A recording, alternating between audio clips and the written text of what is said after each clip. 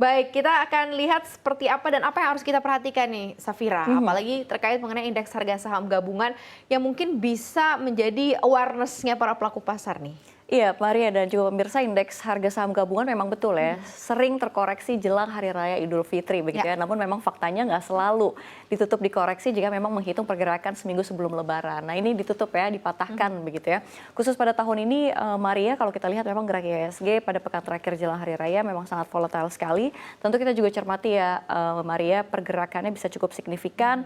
Melemahnya lalu besok harinya bisa kembali rebound begitu dengan cukup signifikan juga menguat. Meski sayangnya rebound kemarin begitu ya belum menutup pergerakan IHSG dalam sepekan yang memang masih berada di zona merah. Tapi kali ini sudah dipatahkan gitu walaupun masih tipis-tipis di dalam sepekan 0,03%.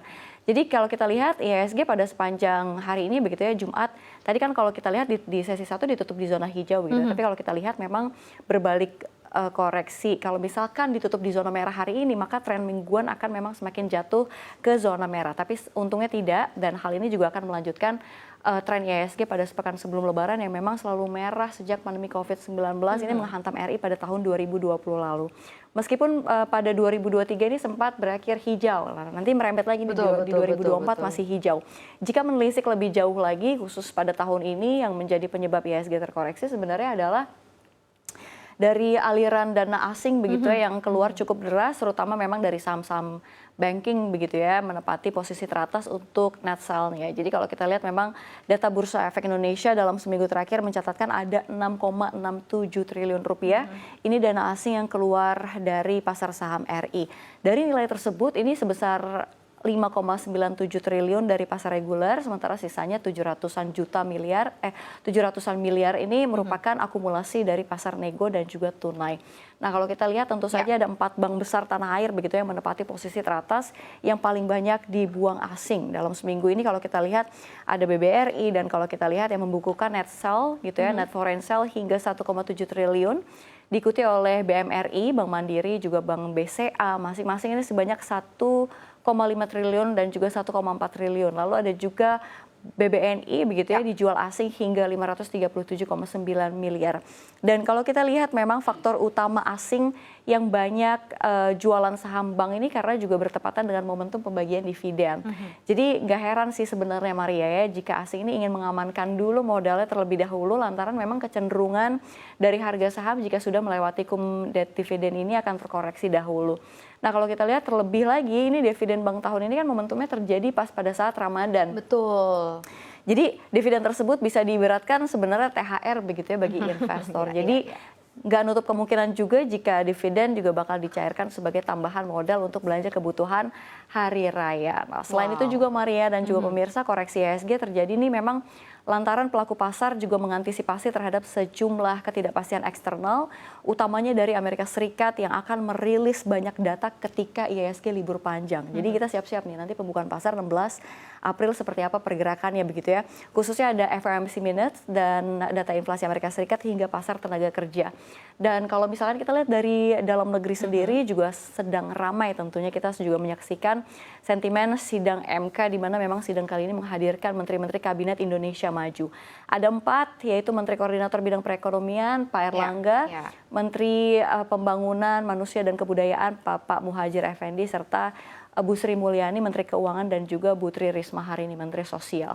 Nah sidang MK ini akan sangat memanas begitu ya tentunya dengan kedatangan saksi menteri. Ini juga adalah kali pertama nih sidang ini menghadirkan menteri yang akan menjadi saksi dan dimintai keterangan seperti Bu Sri Mulyani selaku Menteri Keuangan yang akan memberikan keterangan seputar pengelolaan anggaran negara.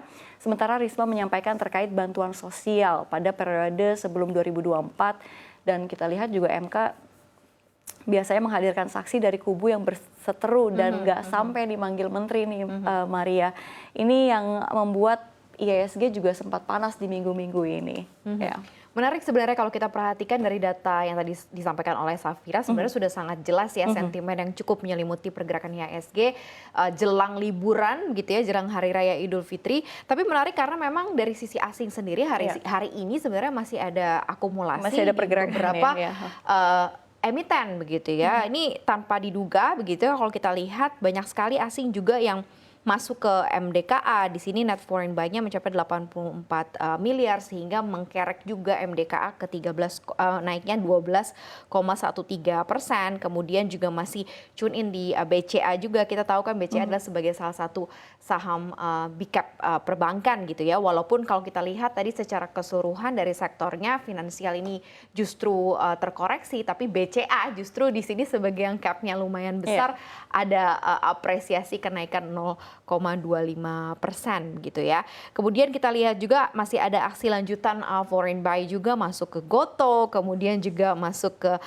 Bank Syariah Indonesia. Gotoh sendiri kan kita juga tahu termasuk salah satu saham dengan kapitalisasi pasar terbesar dan maklum gitu ya kalau kita lihat dari sisi pergerakan indeks harga saham gabungan kemudian ditutup. Dan kalau untuk sentimen-sentimen lainnya seperti sidang MK dan ini nih level of awareness yang tadi kamu bilang gitu ya Safira ya, bahwa kita tidak akan banyak terkena gitu ya IHSG-nya dengan sentimen luar karena kita lagi libur. Lagi libur itu dia. Tapi ya bahayanya nanti pas pembukaan gitu pasar ya, langsung semua yang terjadi selama sepekan kayak dibayar tunai. Dihantam begitu ya, yang kita harapkan jangan sampai ya Maria ya. Jangan sampai, tapi kita berharap mudah-mudahan sih selama sepekan ini lagi libur Idul Fitri semuanya damai-damai saja, aman-aman saja gitu ya, tidak ada yang surprise dari Amerika Serikat sehingga tidak akan membuat market kita bergejolak karena kita kayak udah ditutup dikasih kado yang manis nih sebelum liburan begitu ya dengan indeks harga saham gabungan yang menguat. Baik, kita harapkan ya pas dibuka Lebaran di hari pertama pembukaan semuanya masih tenang, masih ada hawa-hawa Lebaran begitu ya. Nanti kita akan dengar analisa lebih lanjutnya ya.